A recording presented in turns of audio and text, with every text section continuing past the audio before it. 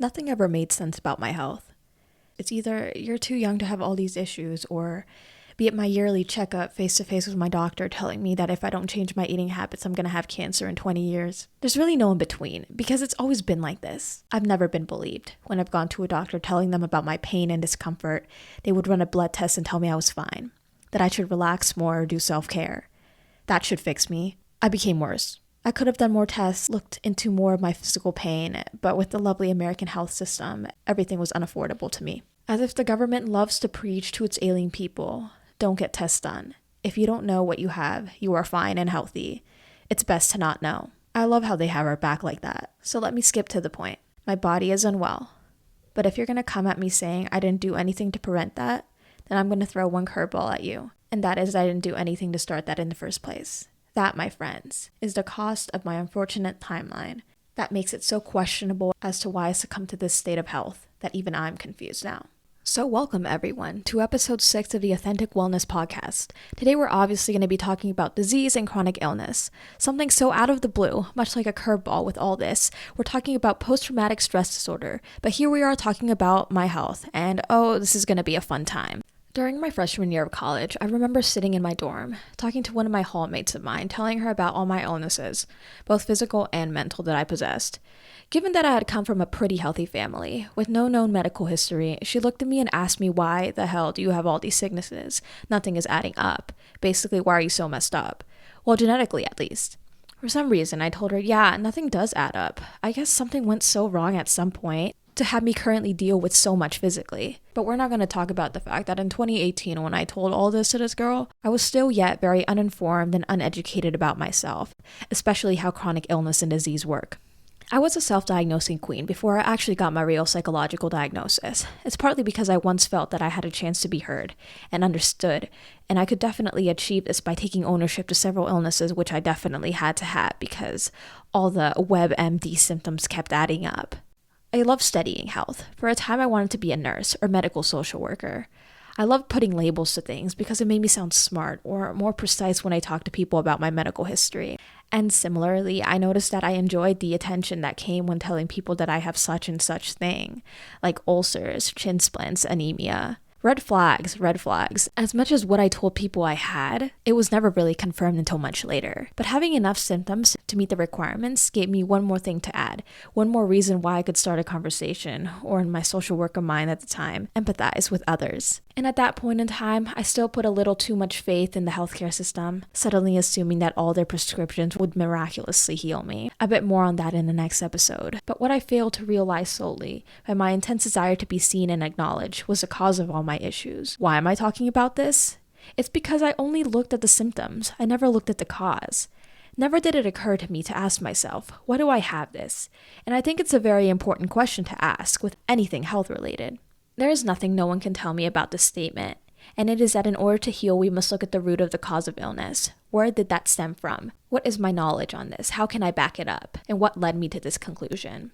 Because for the longest time before 2020, I assumed that all my health issues were the result of me getting older, a result of genetics, even though my family had been genetically pretty healthy. In the end, it's like none of my thinking made sense. It wasn't until I got diagnosed with post-traumatic stress disorder on my 21st birthday that brought about the understanding that our experiences in early development and childhood are going to dictate the quality of our health in adulthood. Our experiences and our upbringing will dictate our long-term health. My earliest memory of being sick came with my digestive issues when I was 4 or 5. I would get stomach aches for some unknown cause. It would be paired with nausea, stomach upset, indigestion, and so forth. I remember feeling so sick, but not being able to do anything about it. Because my parents would tell me to eat more or to drink some orange juice and I would feel better. Of course, these things never helped and I just suffered through it. It would occur so often I became very picky with food and would only eat certain things. Like every other kid, I didn't like vegetables, I didn't like fruit, but I hardly ever ate those anyways. Looking back on my childhood diet, it would be no wonder why my stomach always hurt and why I was always sick to my stomach. My diet consisted of artificial processed foods, candies, and anything with food coloring in it. I attribute this to the fact that my mother was new to the country. She did the grocery shopping for us, and the food in America looked so different from the food in El Salvador. She was fooled by the packaging labels. Everything here was so colorful. She thought the prettier it looked, the better it had to be to eat. So my diet was cookies and chips every day. A shit ton of microwavable meals, candy for dessert, dairy and meat. So much that no wonder I was sick.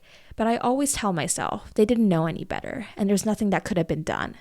But I'm just taken back to the time when I would get the stomach aches and question why I felt this way, not knowing what to do about it. My parents would tell me that if only I ate healthier, I wouldn't get like this. But how was I supposed to? It wasn't accessible to do that. It was just another way to make me feel bad. The gaslighting. They love to do that. The food wasn't always to blame for my stomach upset. It was simply my environment. Some of the places we lived were disgusting. They were dirty basements full of roaches and bugs. There was a lot of bacteria there. I would wake up with dead roaches in my mouth. That definitely had to be a reason for my discomfort. But the biggest one that I was missing is that I was such an anxious child. I was always in a state of fear. I was always anxious of the unknown. Because everything that I did, I went in without knowing what was going to happen. I felt like an experiment my whole life. I was always testing things out. I was the first to do anything in my family. They would throw me in the ring and see how it would go. I had to be the first to go to school, without knowing a single word in English. I had to be the one to tell my parents how to do things in America. I had to figure things out. I knew too much about money. I was too stressed about that at such a young age. My parents' problems became my problems, literally for as long as I can remember. The anxiety was killing me alive. There's such a drastic connection between the commonality of anxiety and stomach aches in children. It's a major predictor of their mood. And if in time not acknowledged or treated, it can lead to further consequences. It can damage the physical body. I never received any relief until I saw a nutritionist when I was about 14. And then I started to eat vegetables and salads and try new fruits. All of a sudden, my digestive issues ceased. But before that, as I mentioned before, I was hospitalized due to malnutrition. My stomach issues became so bad, I ended up in the hospital multiple times. With no nutrition came a lot of vitamin deficiencies. It made me anemic for a time. I knew that ran in my family, and I was certain that I had it. The ongoing blood test said that I didn't. But that didn't make sense, because I was always fatigued. My thinking was always foggy, and I always felt physically weak. There came other signs of malnutrition, like skin discoloration, big pale patches on my face I felt so insecure about. I had such uneven skin tones all over my body, unknown rashes. I always had dental issues too. Dentists hated me. They would scold me about the amount of plaque in my mouth. They would gaslight me till I cried. Me being defenseless assumed that I was doing an exceptional job at taking care of my mouth, but it was never enough no matter what I did. They were never satisfied. I had 9 cavities, too many fillings to name, and at one point I think I had a crown. I would always get mouth ulcers too, so many of them, and I could never figure out why. I feel like now I know, and I'm almost sure why, but I remember always being and feeling miserable as a kid. Another thing with me was the chronic colds and sinus infections. This is a trend I noticed early on. Every single year, without miss, I would get 3 to 4 colds or infections a year. I would be sick for 1 or 2 weeks, coughing, sneezing, having such a sore throat I couldn't swallow. It would be hard to breathe, and the mucus was never ending. It would have me out of school, and then I would fall behind. But it was every year, without miss, and I never figured out why. I would always get sick. I noticed that when my classmates got sick, they would get a cold. But it was rare, and they wouldn't be out for weeks at a time. There was something I was doing wrong, and I couldn't figure out what. Eventually in high school, I came to the conclusion that my immune system is very weak for some reason. It hated me. I hate that for me, because in the middle of something I would always get sick. I would be paranoid about getting sick that I would actually get sick. But something crazy happened when I turned 18. I went to college and essentially left my hometown. I was at Liberty University for my freshman year, and this was the first time I was introduced to a meal plan where I could go to the dining hall whenever I got hungry and have access to as much food as I wanted, whenever I wanted. I remember for the first 2 months of college, limiting myself going to the dining hall to about once or twice a day, simply because I assumed I was only able to go to the dining hall once or twice a day, about 14 times a week. But I misread that for another dining hall that had fast food options. It wasn't until a girl on my hall told me that I could access the main dining hall as many times as I could. I remember her telling me, "Wow, how have you been doing that for the past 2 months? I bet you were starving yourself." And indeed I was. I didn't want to overdo my limit, because I didn't know how many times I could access a dining hall. I didn't want to pay a bigger bill than I was already paying. I didn't want that for my family. So I was going to go the least amount of times as possible. But when she told me that, everything changed. I started going 3 to 4 times a day, having 3 to 4 meals a day. I was eating more than I ever had in my whole life. I was eating breakfast for the first time, and I wasn't going hungry anymore. I wouldn't have any sense of hunger because I would always satisfy myself. I would get food and have easy access to it. I started a new relationship with food. I was able to try new foods and new things that I've never had before and ended up liking them. I began to eat more vegetables and fruit or different cuisines and different meals I've never had exposure to. I no longer went hungry because I had all the food I could ever want. That year alone, I gained 30 pounds. It was my biggest awakening to my entire life, and I was the heaviest I had ever been. I noticed a change on my physique. My skin tone was even. I went to the gym regularly, so I became very toned. I started deadlifting, actually. For once in my life, I looked my age, and I looked healthy. I didn't look malnourished, and I prided myself in that. Another thing I noticed was that a lot of my health issues actually disappeared for that 1 year. I didn't get stomach upset anymore. I wasn't that fatigued anymore. I got a blood test, and it came back very normal. I didn't lack anything. The following year was when the pandemic hit. But up until then, my health had been doing phenomenally. However, post-resurfacing of trauma was when I started having pretty significant issues in my health. A major one being my abnormal weight loss, which, okay, makes sense because I was so depressed during the pandemic. I ate maybe once a day for 3 months. I no longer had the dining plan, and now I had to figure out how to feed myself again, which in all honesty, I still struggle with. Another issue was the onset of extremely low blood sugar. I would have these dizzy and fainting spells whenever I didn't eat for a while. Mind you, growing up, I could go whole days without eating, but God forbid I do that now, because if I don't eat, every 3 to 4 hours, my blood sugar drops so low that I could potentially go into a coma and die. And that's when we found out I was pre-diabetic. Most commonly attributed to my upbringing and childhood diet of sugar and fast food. Along with this, I have been having ongoing episodes of heartburn and esophageal issues. I learned that my esophageal sphincter doesn't work, so I regurgitate stomach acid every single night. I love that for me. Something doctors started to notice were issues with my thyroid. I had to have a couple of costly ultrasounds just for them to tell me that my thyroid would be doing too much at 21. There were a number of smaller yet significant health issues thrown here and there, but one of my top diagnoses was adrenal fatigue. I just love when my body doesn't work. I'm sure I got other things, but I ain't gonna worry about that now. But all this just goes to show that there is really such a mystery and such a gap between the knowledge that my family history is typically healthy, yet I have all these issues. You cannot tell me that this is not environmental and how I grew up. Because I have researched all these symptoms, and what has it led me to? The past. So we're going to move on to talk about the link between trauma and chronic health, because it's such a significant one. And if doctors are going to keep ignoring this, we're screwed. We're going to head backwards, because there's just so much evidence within ourselves and all the things that the body is telling us now to make us aware that something went wrong. And we need to start helping ourselves now because we need to pay closer attention to our symptoms and how we feel. We have to do this right now before it gets worse, because it can get so much worse. There's a link between trauma and chronic health issues. It's so fascinating to me how there are so many very clear connections between PTSD, CPTSD, and physical long-term health. It is not something people expect to see when it comes to such an illness affecting long-term outcomes. But when I was able to realize this, the connection was clear. One's experiences will affect the outcome of health. It will affect the quality of life when it comes to physical health. But more often than not, people are more subject to be ignorant to this connection, rather than open to exploring it a little more. Because for my whole life, I have seen people go into a doctor's office complaining about symptoms. The doctor tells them they have some disease, and then almost ignores the point that the reason they have this could have been due to something in their past, not something that just popped up out of nowhere. And that's why I see people so quick to start medicating themselves, to treat the illness, to treat the symptom, when in reality, it's so much more deeper than that. There's so much more that needs to be explored with each individual case. Something to notice in people with complex trauma is that it has been said that they have more structural abnormalities in the brain than people with PTSD. When the brain is changed, the body is also. This can partly be attributed to the growth of the amygdala. Over time, the stressor can shrink the ridge of the amygdala, as people have to live with prolonged stress and PTSD without treatment. Essentially, the brain is being changed, so likely the body is taking the burden of what is happening. And I think this has to do with why individuals with complex trauma oftentimes have those early symptoms in the early 20s, early 30s, rather than individuals who have PTSD, who more commonly will have the onset of health issues, heart attacks, stroke, and chronic illness, be very much prevalent in their 40s to 60s. But overall, when we look at mental health issues that start out when people are particularly very young, there's a lot of negative emotionality that comes with that. There's nothing good that comes with negative emotion.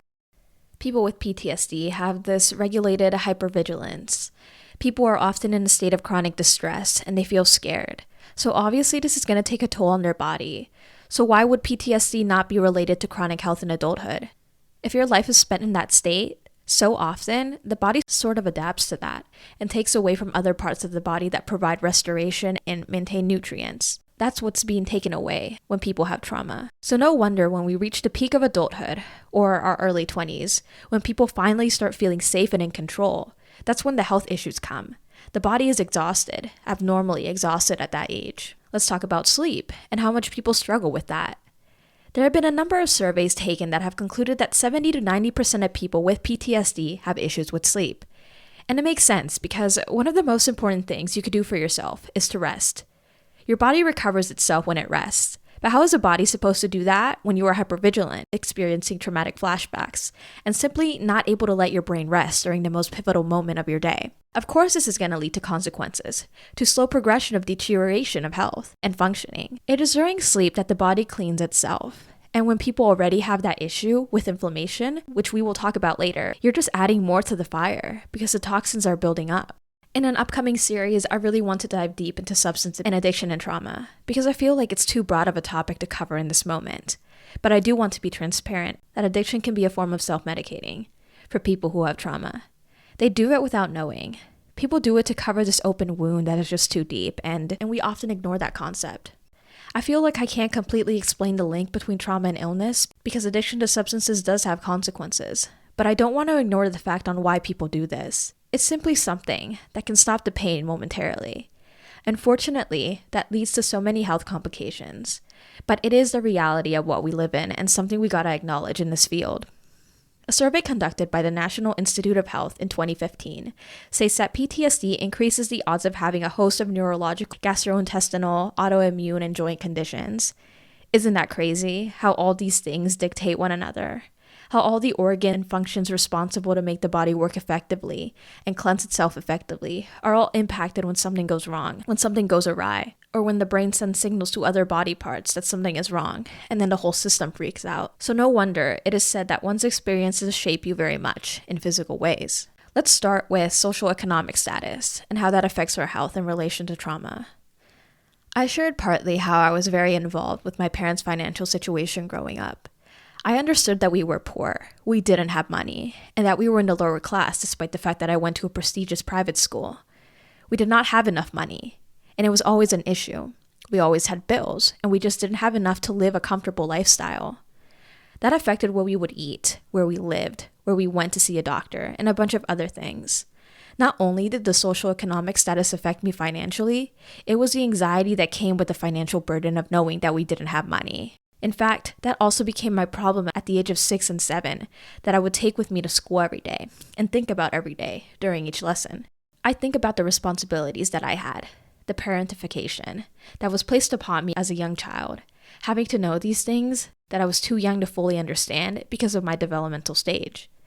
I knew a lot of things that I shouldn't have known at that age, and that led to the child putting too much stress on her body on a regular basis. There's a lot of socioeconomic status issues that affect a lot of minorities within our society, similar to what I just shared, but other issues as well. It's what families are able to access based on their status, what they can provide for their children, and essentially, what do children get to do and what do they not get to do based on the situation they were born in. This leads into the community factor. Community is so important that people who are less involved within their community, who have less social interaction with friends and the public, are more likely to be depressed, are more likely to be isolated, and are more likely to have ongoing health problems. We have the community safety aspect as well. How safe is your community? Is it okay to go outside and not fear for your life? Is a physical community nice? Does this community work to limit toxins, exposure to unsanitary conditions? Is it clean? Things like that. Do you have neighbors, good schools? All these things affect the long-term living environment to families that families have. Stable housing. That's another source of anxiety that children tend to hold on to and realize pretty quick. Is the house clean? Is it in a good location? Are there any risk and safety hazards where the family is living? A big one is social exposure. Do children have safe parental interaction? Is there a bond? Is there a good loving relationship between parent and child or caregiver and child? Are children able to have friends within their community or at school? Are kids being able to form social connections with family, friends, or neighbors that become involved with their community? To tie all this together, do people have resources and access to resources if they are struggling? Are there volunteer organizations, nonprofits, targeting population groups in need? Are children able to see that help is available and it can be obtained when it comes to having access to food, housing, education for both child and parent, along with financial assistance and community programs that promote healthy eating and maintaining an active lifestyle, all things that can change the outcome of health? I'm going to move on to explain and provide examples on how I was able to link my health issues to specific events.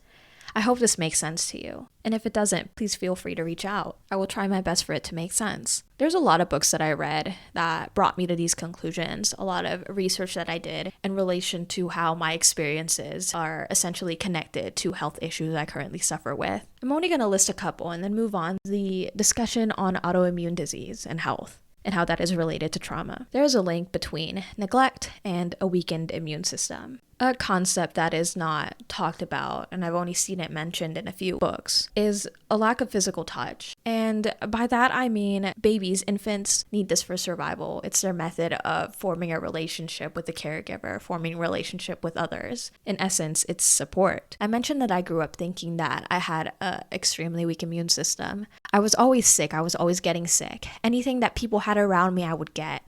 And I didn't understand why. But there was a big thing in my life, is that nobody really embraced me. I was very much alone and self-isolated my whole entire childhood. I thrived on being alone because it is all I knew how to do. A big part of that is sort of the family ideals that were rooted up in my household. We were very distant from each other. We weren't a loving, embracing family. Everyone did their own thing and minded their own business. It was very quiet. It was a very quiet household, to say the least. But when I got to college, especially my sophomore year when I transferred to Mason, I mentioned that I had this overwhelming group of support. I had so many friends and I was doing so many things. And for the first time, I started to have regular support. I began to receive attention. I began to receive physical touch, such as hugs or being held regularly. That produces oxytocin. It's the bonding hormone.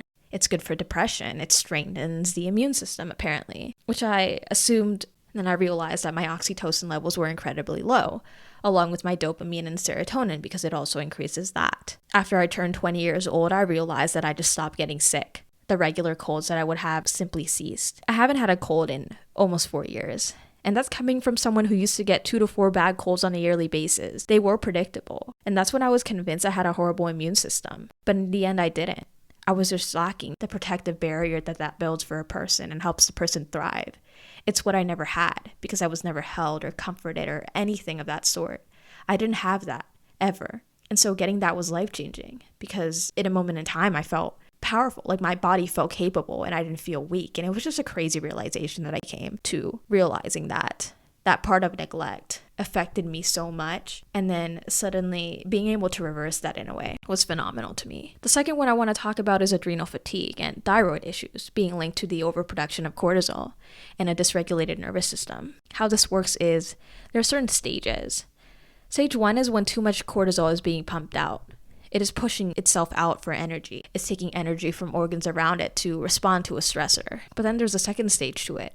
When the person is not producing enough cortisol, it can be either or for trauma survivors. I realized that I was an extremely fatigued person. There's acute adrenal stress, mild adrenal fatigue, and high adrenal fatigue. Essentially, your body is overworked. You are restless. You are anxious. You have no interest. You're very much depleted over years of toxic stress invading your life. And that is what I had. It can lead to your body aching, unexplained weight loss, low blood pressure, lightheadedness, loss of hair. My hair started falling out. You can have hyperpigmentation, all a result of ongoing stress. And all due to the cortisol. It's the cortisol issue. That can also lead to issues in your endocrine system, with your thyroid. So many things that encompass that. And then the third one being hypoglycemia, which is linked to trauma, which is basically low blood sugar. The end product of cortisol and adrenaline is what they call it. The body will produce its own blood sugar through gluconeogenesis. If blood sugar is present, then insulin has to be there too. Insulin is going to take the blood sugar out, and that's when people have what is called hypoglycemia. When you're frequently hungry, You're cold. If you don't eat for a certain amount of hours, you begin to pass out. You feel faint. You feel dizzy. You're sensitive to caffeine and stimulants. It's a whole thing, similar to prediabetes. When I was younger, I could go days without eating. I could go long periods of hours. But in the past 2 years, I've noticed that I can't even go 4 hours without eating without having a dizzy spell, leading me to faint. My heart races. I start sweating, having chills. I know when it's going to happen. I know when my blood sugar is dropping. And in some way, I think that's attributed to that, but it's just crazy how the stress of my life could lead to low blood sugar or high blood pressure. It's either or for many people, but this is just what my situation is. Number 4, I have issues with digestion, linked with childhood anxiety and malnutrition. Amanda Greenspan, a licensed clinical social worker at the Child Mind Institute, states that children are not able to verbalize what they're feeling anxious about. Social anxiety is going to manifest in physical symptoms such as stomach aches, nausea, etc. You get the picture. And so when I was a kid, I would often get a stomach ache, and there was no known cause of it. I would get so anxious to the point that I made myself sick, and blaming it on the fact that I ate something that went bad. My anxiety would always manifest in my stomach aches as a child. I was having all these gastrointestinal issues so young, and my parents didn't know where they were coming from. From all I know was that it was uncomfortable. And every time I was stressed, without even me knowing that I had been feeling stressed or I was worked up about something, I would get a stomach ache. And that was that. Almost about every day for several times a day, every night before going to bed. There was a period of months where I got a stomach ache before I went to bed and had no explanation for it. We now know that there are neurotransmitters in the gut that control mood. It is stated that the gut reports pain to the spine, which relays pain signals to the brain. Children who are stressed, whether it's physical, emotional, will often have the volume dial turned up on their stereo receiver. How the brain receives and interprets the pain signal is highly tied to the emotional state that the child is in. We also know that IBS is linked with the sympathetic nervous system, fight, flight, or freeze. And if you want to add the processed sugar in the processed foods you're eating, that combined with stress is a nightmare waiting to happen. The sympathetic nervous system in children who are stressed is in overdrive. Stress doesn't produce enough stomach acid, which will create issues in killing down proteins and killing pathogens in our food. That will in turn harm us in the long run. There's so many connections here and there on the link between trauma and toxic stress through the course of our lives, linking into problems in adulthood, or problems you see slowly start and begin as a child or adolescent that become an even bigger issue when we grow up. I want to make an individual episode on each of the illnesses and diseases I discussed today, of the symptoms that people could be having, so that we can understand the science behind it, the biological components of it, understand what is genetic and what is not, and work more with how the environment affects us as a person. But this is just a little introduction to what is yet to come. But now I want to move on talking about the autoimmune disease issue and trauma. Throughout my time studying the subject of PTSD, there's something that comes up quite frequently in books that I read, in articles that I study, and that is the link between trauma disorders and autoimmune disease present in many people. Trauma disorders become those that come after people experience a traumatic or reoccurring traumatic event. And then you have autoimmune disease, which is when healthy cells in your body are being attacked, and your immune system is unable to provide enough support, leading to inflammation and unavoidable symptoms over time. When we look at the broader scope, all fingers point to stress, simply because that can lead to so much going wrong in the physical body, as the mind and the body tend to work hand in hand. That's why I've always emphasized the holistic route towards treating something. If you're going to treat the brain, you have to treat the body. And if you're going to treat the body, then you have to pay even greater attention to the brain because of the tag team relationship they have to keep us alive. I've seen doctors mention stress as a major cause of disease, but not enough so that they have done something about it. More often than not, I see many doctors and professionals undermine the impact of stress. I want to point out that autoimmune disease is exacerbated by systematic inflammation in the body. How does inflammation form? From the frequent release of cortisol. And as we've learned, when does the body release cortisol? When we are under an extreme amount of stress on a recurring basis. The body's always going to produce more of that. Cortisol over time is changing people biologically because it is a stress hormone. Over time, it's going to cause biological senses in the body and increase the release of immune cells or activate genes that alter the body's ability to function or function differently. Notice how I said stress hormone. Hormones being more prevalent in women. That's why we see females to have more autoimmune disease present than men. Given that an autoimmune disease is an inflammatory disorder, I've commonly seen these things trigger autoimmune diseases. These are bacterial and viral infections, various toxins, or chemicals that people are exposed to. And if we take that and look at the mental health condition of people, we see a very linear correlation between PTSD and autoimmune disease and chronic illness. Whether or not you know someone who has an autoimmune disease and you know the root cause of it, the connection and link between PTSD and autoimmune disease is something to take note of. People who have these diseases have a lot of inflammation in their body, on their organs that may cause the body's immune system to shut down. And I'm not saying it's all the cause of childhood trauma, but there's too much to not take note of. The Mayo Clinic even states that people with an ACE score of 4 are above 70 to 100% more likely to have an autoimmune disease, or end up in the hospital for unknown symptoms related to immunity functioning. When children experience abuse and neglect, in a rise of stress, their white blood cells begin to perform abnormally. These cells cause an over-exaggerated inflammatory response that continues to reoccur as the child ages and becomes an adult. Similar to fight or flight, or when people are triggered, they tend to react the same, even if they are no longer in a state of being in danger. Therefore, abnormal levels of stress will ultimately lead to dysregulation of the immune system and cause these diseases to become prevalent. I've also seen a trend in people having an onset of autoimmune disease after they go through a time of intense stress and trials. The more that I've learned that there is such a growing number of individuals in their early 20s and 30s who are developing these diseases, and over half of them have experienced childhood trauma and abuse in their lifetime. It is no surprise that this is a common trend and continues to be. Therefore, our job as professionals when working with individuals with autoimmune disease is to take the most functional, holistic approach in targeting all areas of that person's life, making sure the environmental toxins are limited, and that these people feel that they have support and that they have access to healthy foods and a clean diet to minimize symptoms without the need to increase prescription drugs. So with anyone who has an autoimmune disease, I always find importance in how a patient's personal experiences have led to their illness. In The Body Keeps the Score, it's also mentioned that increased psychological safety and comfort lead to a better functioning immune system. Whether or not you have an autoimmune disease, symptoms can be greatly relieved when patients are meeting their needs and receiving support on a regular basis. The disease is often less intensified and symptoms are not expanding at an increased rate. We have to pay attention to these things to understand the link between trauma and illness. Being one of the greatest health epidemics in the world, it begs the question, what can we do to help people heal? I think sharing your story, sharing people's health stories, asking doctors to consider more of how the person was brought up rather than just assessing the symptoms is very pivotal to our healing journey. And so with that, I leave you with my introduction on disease and chronic illness, how that can possibly stem from trauma. It's a very interesting subject. And before I go on any longer, next week we'll be talking about holistic health and healing, a pharmacy versus natural medicine. A controversial topic, but one that needs to be heard. I hope you stay true to yourself and stay authentically well. Don't forget to like and subscribe and share this podcast with other people who you think would be interested in learning about trauma, learning about CPTSD and the impact it has to people all around us. And until next time, hope you guys have a good one.